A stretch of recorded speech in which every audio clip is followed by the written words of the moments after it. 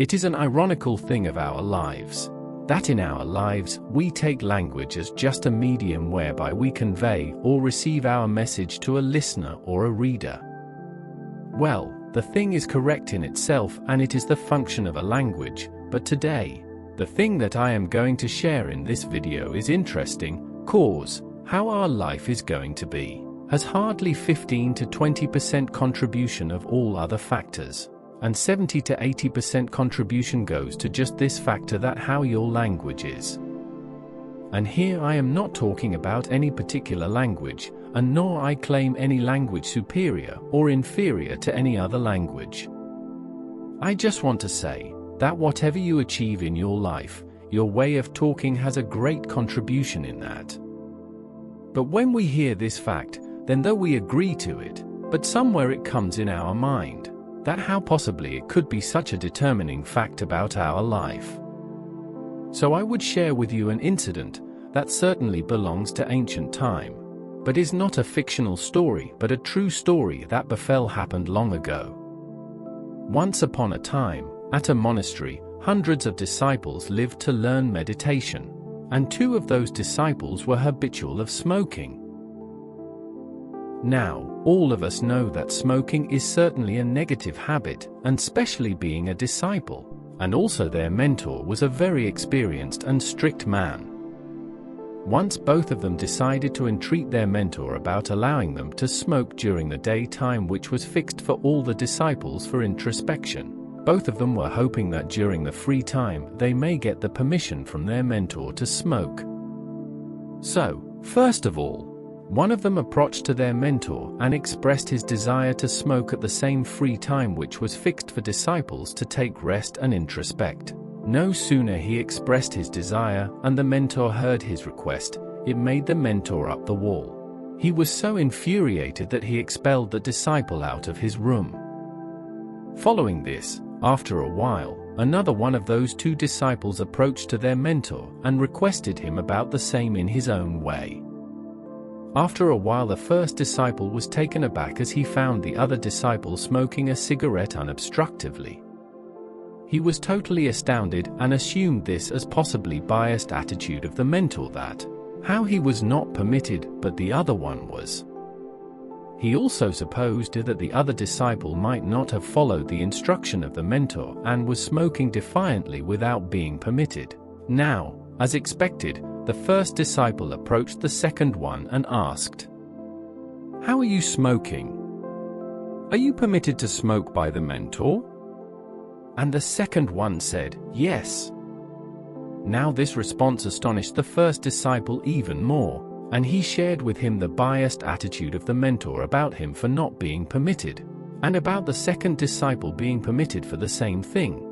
Now the second disciple asked the first one, that what exactly did he ask the mentor and how did he ask?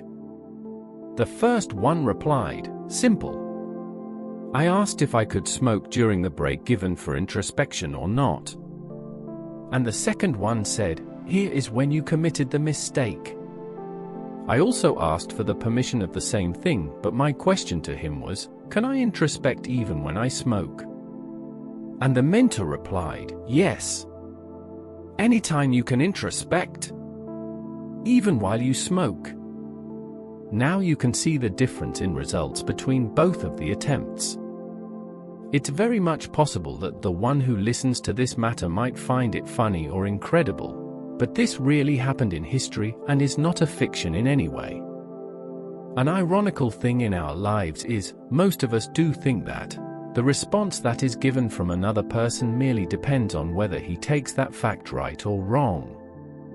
Although it really matters by some extent if the fact is really right or not, and it's certainly not negligible. But here in this topic what I want to say is that what response you would get from another person has a large contribution of how have you presented or spoken your point. And even if you believe or not, most often the thing that happens is, a person with feeble fact is more likely to be successful if he has presented his fact in a way compatible to the listener, or we can also say that there is a huge contribution of your selection of words, language and tone, and contrary to this, Saying a true fact with improper way of expression might turn your demand into a complete failure. Here is another thing I want to mention that most of us have to undergo in our lives. That is, an interview. Certainly the parameter of a candidate of being selected in an interview is his subjective knowledge and ability of the position offered. Certainly your ability about your position offered is an inevitable factor. But irresistibly there is another factor, that how does that person face the interview? Apart from functional knowledge, an interview always gets impressed about a candidate who he thinks of having the ability to handle critical situations calmly and discreetly. As none of us is possible to respond each and every question asked by the interview, so certainly other aspects of his personality also has a great value. And an interview assesses about the candidate's approach towards life by talking to him extensively. If an interview feels that a candidate has good subjective knowledge, but his way of talking or resolving a problem collectively with others is not up to the mark, then it affects negatively in spite of his good knowledge. Actually, the determining factor that makes you successful or unsuccessful in life is not only the selection of your words, but how exactly you convey your message to the listener. And it is the aspect that actually determines that your point will be approved by another person or not. Incredibly, if the listener is getting positive and pleasant vibrations from your side, then it is hugely possible that the listener could be agreed on that point of yours as well, what he hasn't even decided about, or even which is a bit different from his fixed opinion. That's why many people that we see around us keep astounding us, cause we always feel amazed on their achievements in spite of seeing them as people with absolutely ordinary skill set. So, I want to tell you the secret, and their secret is that they know well that, what, where and how do they have to speak.